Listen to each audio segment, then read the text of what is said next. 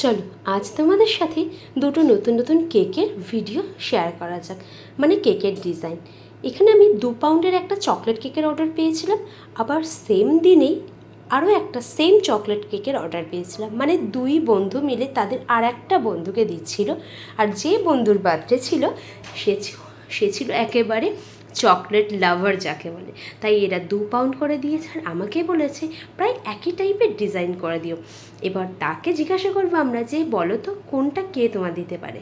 একজন হচ্ছে তার গার্লফ্রেন্ড আর একজন হচ্ছে তার বেস্ট ফ্রেন্ড। সেইভাবে আমি অর্ডারটা নিয়েছিলাম এবং আমি এইভাবে সেম বেসে দুটো ঢেলেছিলাম, মানে উঁচু মোল্ডে 2 পাউন্ডের। তাতে চকলেট বেসটা ঢেলেছি, ঢালার পরে সেটাকে 3টে কাটিং করে নিয়েছি। এবারে পালা হচ্ছে এটার ফ্রস্টিং করার। ফার্স্ট যে লেয়ারটা ছিল তাতে আমি হোয়াইট কালারের ক্রিম দিয়েছি আর দিয়ে দিয়েছি হোয়াইট চকলেটের গুঁড়ো, যেটাকে বলে। তোমরা এখানে ব্ল্যাক চকলেটের গুঁড়ো ইউজ করতে পারো, তবে আমি যেটা বলছি মানে অন্তত আমার অনুযায়ী আমার যেটা নিজের পছন্দ সেটা হচ্ছে ব্ল্যাকের থেকে কিন্তু হোয়াইট চকলেটটা বেশি সুন্দর খেতে লাগে। একবার ট্রাই করে অবশ্যই দেখো।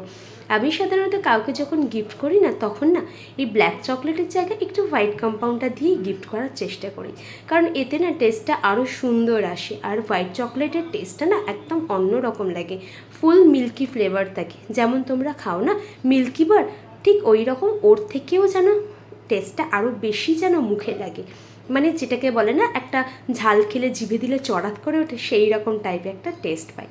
যাই হোক, সেকেন্ড লেয়ারটাও সেমভাবেই করেছি, আর সেকেন্ড লেয়ারেও আমি দিয়ে দিয়েছিলাম এইরকমই হোয়াইট চকলেট। তারপরে যেটা করেছি ফুল হোয়াইট কালারের ক্রিম দিয়ে এটাকে আমি করে নিয়েছি ফ্রস্টিং। আর যবে থেকে আমার কাছে এই টার্ন টেবিলটা এসেছে, মানে এই মেটালের টার্ন টেবিলটা, তবে থেকে আমার কাছে ফ্রস্টিং করাটা সত্যি বলতে কি 70% ইজি হয়ে গেছে। এর আগে যখন আমি প্লাস্টিক টার্ন টেবিলে কাজ করতাম এতটা ইজি কিন্তু লাগতো না, একটু হলেও প্রবলেম হতো, এদিক ওদিক বেঁকে যেত, সরে যেত, যে কারণে আমার কর্তামশাই আমাকে এইটা এনে দিয়েছে। সেইভাবে কেক আর বানানো হয়ে ওঠে না, কারণ এখন যারা বাচ্চারা আছে তারা প্রচুর পরিমাণে কেক শিখে নিয়েছে এবং নিজেদের কেক নিজেদের রিলেটিভসদের কেক না নিজেরাই বানিয়ে নেয়। তাই আমি আর খুব একটা বেশি কেকের অর্ডার ধরিও না, অন্যদিকে নিজেকে ইনভলভ করে নিয়েছি। যাই হোক, যেটুকু নিজে থেকে আসে মানে নিজের লোকেরা যতটুকু অর্ডার দেয় সেগুলোকে নিয়েই বানাই এবং সেগুলোই তোমাদের সাথে শেয়ার করার চেষ্টা করি।